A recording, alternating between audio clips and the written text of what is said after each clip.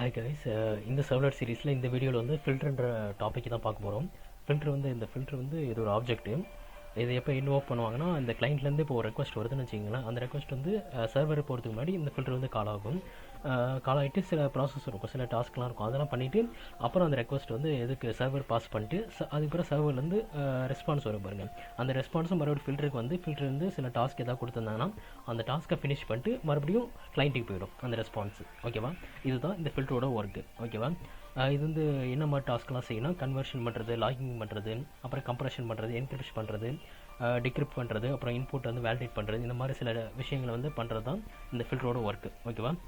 இந்த ஃபில்டர் வந்து ப்ளக்கபிள்னு சொல்லுவாங்க. ஏன் இது ப்ளக்கபிள்னு சொல்கிறாங்கன்னா, இது வந்து web.xml தான் டிஃபைன் பண்ணி வச்சுருப்பாங்க.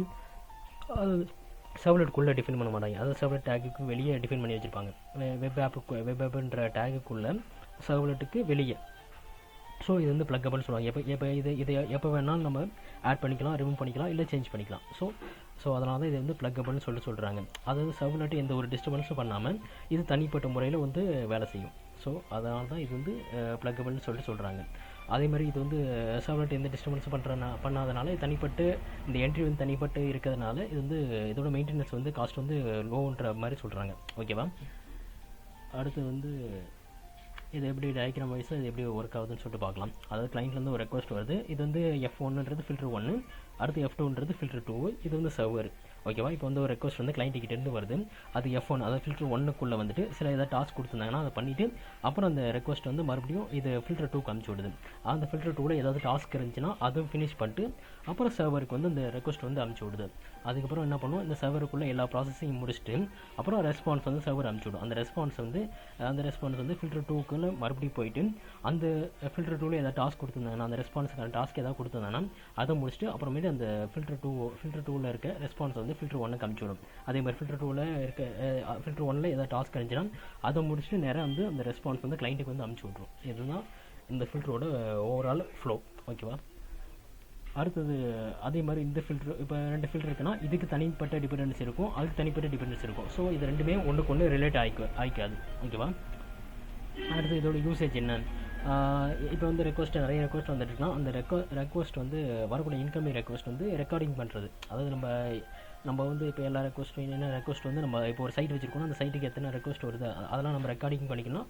அந்த மாதிரி ரெக்கார்டிங் பண்ணிக்கலாம். அந்த ரெக்வஸ்ட் வந்து ரெக்கார்டிங் பண்ணிக்கலாம். இல்லை அந்த வரக்கூடிய ரெக்வஸ்ட்டுக்கான ஐபி அட்ரஸ், அந்த ஐபி அட்ரஸ் வந்து நம்ம ஒரு லாக் ஃபைலாக வச்சுக்கிட்டு அது வந்து நம்ம எடுத்து பார்த்துக்கலாம்.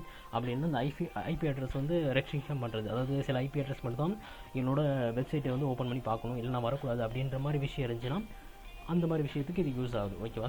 அடுத்து கன்வர்ஷன் பண்ணுறது. அதாவது டேட்டா கன்வர்ஷன் பண்ணுற வேலை இருந்துச்சுன்னா அந்த மாதிரி விஷயத்தை இந்த கன்வர்ஷன் பண்ணுற விஷயத்தில் ஃபில்டர் வந்து செய்யுது. ஓகேவா? அடுத்த டேட்டா கம்ப்ரஸ் பண்ணுறது. அதாவது எதாவது டேட்டா கம்ப்ரஸ் பண்ணுமோ அந்த மாதிரி ஒர்க் வந்து செய்கிறது. அப்புறமேட்டு ஏதாவது யூசர் ஐடி பாஸ்வேர்டு அந்த மாதிரி விஷயம் இருக்குன்னா அதை என்கிரிப்ட் பண்ணுறது, டிக்ரிப்ட் பண்ணுறது. அந்த மாதிரி ஒரு இம்பார்ட்டன்ட் டேட்டா வந்து ஏதாவது வருதுன்னா அதை என்கிரிப்ட் பண்ணி அப்புறம் டிக்ரிப்ட் பண்ணி அனுப்பிடுறது தான் இந்த ஃபில்டரோட ஒர்க்கு. அடுத்து வந்து இன்புட் வந்து வேலிடேட் பண்ணுறது. வரக்கூடிய இன்புட் வந்து வேலிடேட் பண்ணுறது இதோட ஒர்க்கு. ஓகேவா? இந்த மாதிரி வேலைகள் செய்கிறது தான், இந்த மாதிரி டாஸ்க் செய்கிறது தான் இந்த ஃபில்டரோட ஒர்க்கு. ஓகேவா? அடுத்தது அட்வான்டேஜ். இதோட அட்வான்டேஜ் என்னன்னா, இது வந்து ஒரு ப்ளக்கபிள். ஆல்ரெடி நம்ம பார்த்துக்கலாம், ப்ளக் பண்ணிக்கலாம், இப்போ வேணால் ப்ளக் பண்ணிக்கலாம், இப்போ வேணால் அன்ப்ளக் பண்ணிக்கலாம். ஸோ அது ஒரு அட்வான்டேஜ். அடுத்தது இப்போ 2 டிபெண்டன்சி, இது என் நம்பர் ஆஃப் டிபெண்டன்சி இருக்கலாம். ஒன்றுக்கு ஒன்று அதோட டிபெண்டன்சி ஒன்றுக்கு ஒன்று ரிலேட் ஆகிக்காது. ஓகேவா? அது ஒரு அட்வான்டேஜ். அடுத்து லெஸ் மெயின்டெனன்ஸ். அதாவது நம்ம இப்போ வேணால் ப்ளக் பண்ணிக்கலாம், அன்ப்ளக் பண்ணிக்கலாம். அதேமாதிரி சர்வ்லெட்னால இதனால் சர்வ்லெட்டுக்கு எந்த ப்ராப்ளம் வராது.